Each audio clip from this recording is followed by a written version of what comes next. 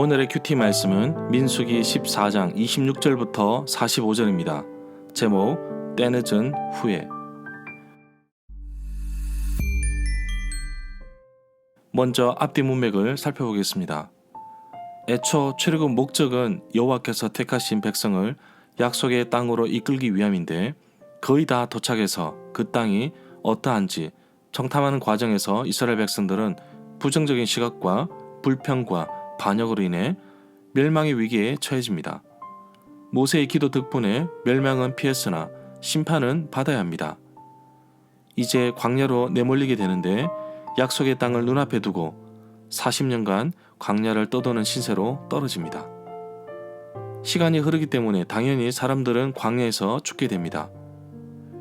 결국 민수기 1장에서 열심히 인구조사를 하였는데 이들은 약속의 땅을 밟지도 못하고 죽음을 맞이해야 했습니다.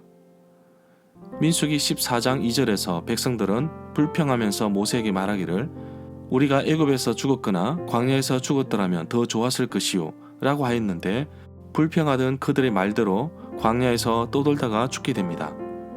그러나 불평에 참여하지 않은 갈렙과 여호수아, 이스라엘 백성들의 자녀들만이 40년 후에 약속의 땅으로 들어갑니다. 자신들의 불평과 원망에 대해 여호와께서 심판의 메시지를 주시자 그제야 정신을 차린 이스라엘 백성들은 가나안 땅으로 가겠다고 하지만 하나님의 뜻은 광야로 내보내는 것이며 광야에서 심판을 받는 것입니다. 문단을 나눠보겠습니다. 26절부터 35절은 이스라엘 백성에게 내려진 심판, 36절부터 45절은 뒤늦은 후에, 27절부터 28절에 보면 여호와께서는 원망하는 악한 회중들을 이 광야에서 소멸되어 죽을 것이라고 14장 35절에 경고하고 있습니다. 이스라엘 백성들의 원망과 불평이 여호와께 들려 결국 그들의 불평하는 대로 이루어질 것입니다. 여호와께서는 이스라엘 조상들에게 약속의 땅을 주시겠다고 맹세까지 하였지만 후손들은 여호와를 멸시하였기에 이들은 모두 광야에서 죽고 그 약속의 땅을 보지 못한 결과를 가져왔습니다. 29절에 보면 백성들 가운데 20살이 넘는 사람으로 인구조사를 받은 모든 사람들, 곧 나를 원망하던 모든 사람들은 모두 죽을 것이라고 하십니다. 고린도전서 10장 5절에서는 불평하는 이들을 향하여 하나님이 기뻐하시지 않는다고 하셨고 결국 광야에서 멸망을 받았다고 기록하고 있습니다. 계수된 자는 민수기 1장에서 인구조사를 받은 자들입니다.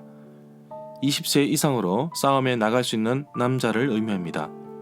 이스라엘 백성에게 징계의 말씀을 하시는데 정탐꾼이 가나안 땅을 40일 동안 정탐하였으니 그 날 수대로 하루를 1년으로 쳐서 40년 동안 죄악을 담당할 것이라고 하십니다. 당시의 환경을 볼 때에 40년간 광야에서 방황하는 동안 출애굽 1세대는 나이가 들어 죽었습니다. 30절에 약속하신 대로 갈렙과 여호수아는 제외합니다. 36절부터 37절에 보면 이미 악평을 하였던 정탐꾼들이 소문을 퍼뜨렸는데 그 내용은 그들이 이미 많은 백성들에게 악평하며 했던 말, 가나안 땅은 삼키는 땅이며 거기에 있는 모든 백성들은 키가 장대하며 우리 스스로 보기에는 메뚜기 같았다고 말했을 것으로 봅니다.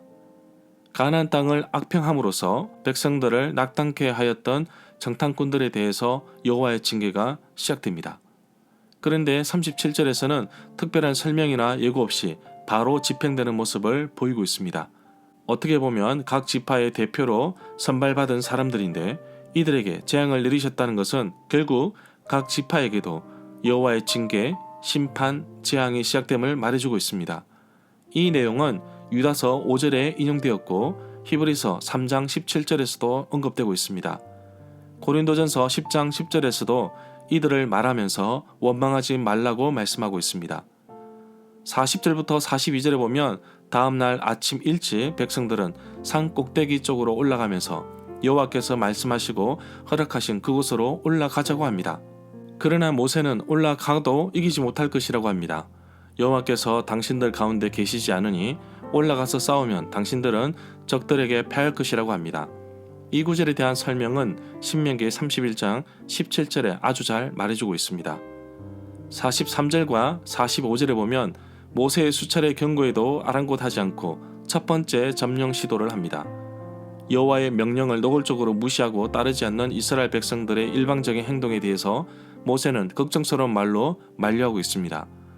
산악 지방에 살고 있던 아말렉 사람들과 가나안 사람들이 내려와서 이스라엘 백성들을 공격했습니다. 이스라엘 백성들은 그들에게 져서 호르마까지 쫓겨났습니다. 명령도 거역하고 모세나 언약궤도 없이 산악 지방으로 진격했다가 철저하게 패배하고 호르마까지 도망갑니다. 가데스 북쪽 80km 정도 되는 거리라고 봅니다. 절마다 상세한 설명과 구절 해석, 그리고 핵심 내용과 중심 줄거리는 네이버 블로그에 올려져 있습니다. 내게 주시는 교훈입니다. 정탐꾼들이 가나안 땅을 40일간 정탐하고 부정적인 보고를 하였던 것은 평소에 그들이 가졌던 생각, 마음가짐, 마인드에서 비롯되었다고 봅니다.